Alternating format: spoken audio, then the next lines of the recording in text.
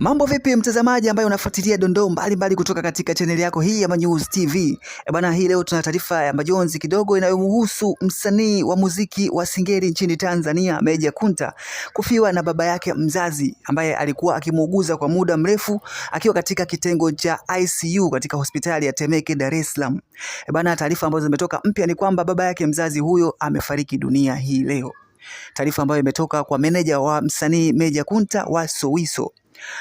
Taarifa hii inakuja siku moja tu baada ya kupata taarifa kwamba Meja Kunta anatafuta pesa kwa ajili ya kumtibia baba yake mzazi huyo ambaye yupo katika hali mbaya hospitalini, akitangaza kupitia ukurasa wake wa Instagram kwamba anauza baadhi ya mali zake ili kupata pesa kukidhi mahitaji pamoja na huduma za baba yake huyo mzazi akiwa hospitalini. Aliandika, sijazoea kuomba lakini baba yangu yupo ICU na pesa zangu zimeisha.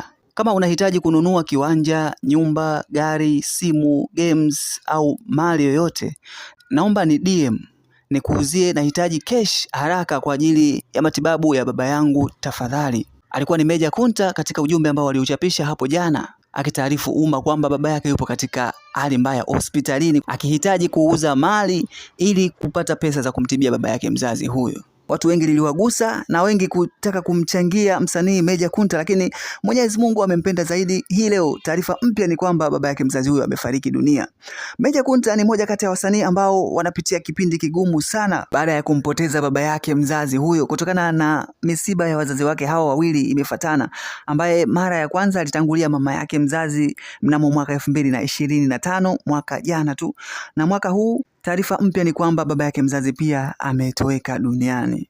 Bwana, pole sana kwa msanii Meja Kunta, moja kati ya wasanii wa Singeli ambao wameikuza na kuitambulisha tasnia ya Singeli na kuifikisha hapa ilipo mpaka sasa.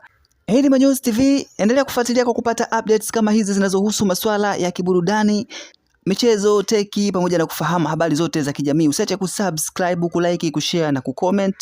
Tukutane tena hapo baadaye.